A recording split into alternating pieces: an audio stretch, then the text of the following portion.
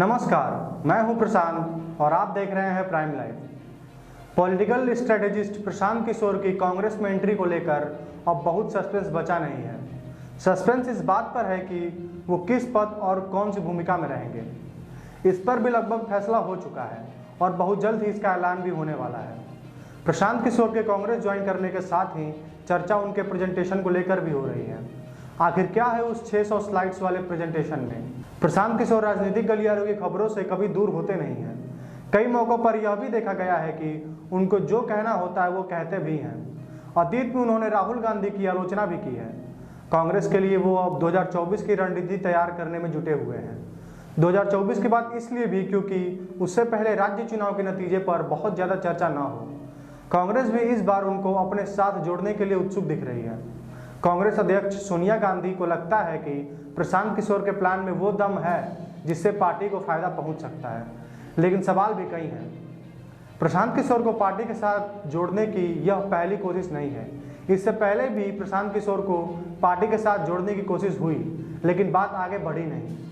प्रशांत किशोर के कांग्रेस में जाने को लेकर अभी जो खबरें आ रही हैं उसमें दावा किया जा रहा है कि गांधी परिवार ने यह मन बना लिया है कि उनको कांग्रेस के साथ पदाधिकारी के रूप में देखना चाहते हैं, न कि सिर्फ चुनावी रणनीतिकार के रूप में। खबर यह भी सामने आ रही है कि गांधी परिवार के बाद पार्टी के भीतर वह पहली पंक्ति वाले नेताओं में होंगे। ऐसा होता है तो न केवल G23 बल्कि पार्टी के दूसरे वफादार नेताओं को भी इससे हजम करना उतना आसान नहीं होगा।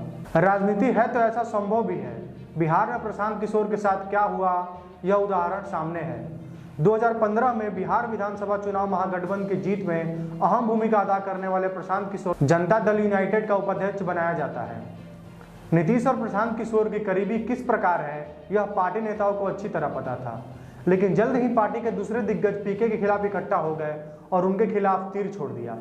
जल्द ही प्रशांत किशोर पार्टी के भीतर अलग थलग पड़ गए।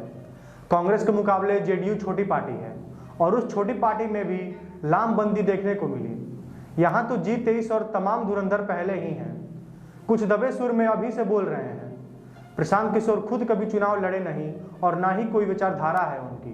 जिस बदलाव की बात पार्टी के भीतर वो कर रहे हैं वह सब कुछ हो जाना भी इतना आसान नहीं है। G23 ही नहीं, प्रशांत किशोर के सामने और भी कई चुनौतियां, भूमिका भले ही अलग हो, लेकिन प्रशांत किशोर पूर्व में कांग्रेस के साथ काम कर चुके हैं। यूपी चुनाव में कांग्रेस को 2017 में उनके साथ का कोई फायदा नहीं हुआ। उनकी लगातार गांधी परिवार और पार्टी के दूसरे नेताओं के साथ बैठक हो रही है।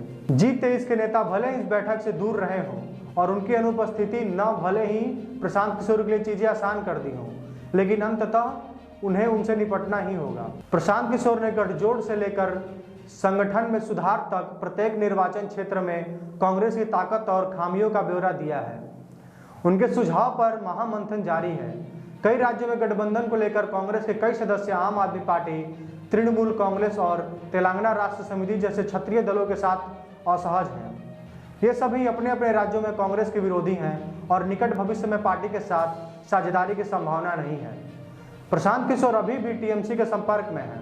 वहीं टीआरएस अगले तेलंगाना चुनाव लड़ने के लिए उनका इस्तेमाल करने के लिए उत्सुक है।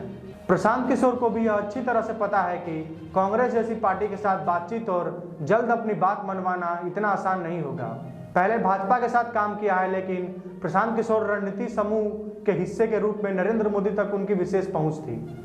टीएमसी में ममता बनर्जी और उनके भतीजे अभिषेक के साथ सीधे संपर्क में रहे। पार्टी के भीतर विरोध भी हुआ। जगन मोहन रेड्डी के साथ भी सीधे संपर्क किया। वह कभी भी बड़े पैमाने पर पार्टी के भीतर नेताओं के साथ रायशुमारी को लेकर अभ्यस्त नहीं है। पहले आप कई चीज़ों पर सवाल खड़े करते हैं और उसमें बदलाव के बाद रिजल्ट नहीं आता तो सवाल वापस आप पर भी है। कांग्रेस और प्रशांत किशोर दोनों साथ साथ कैसे आगे बढ़ते हैं ये देखना भी दिलचस्प होगा। बस आज की वीडियो में इतना ही। आगे की अपडेट के लिए बने रहे हमारे चैनल प्राइम लाइव के साथ और बेल आइकन जरूर दबाएं। धन्यवाद।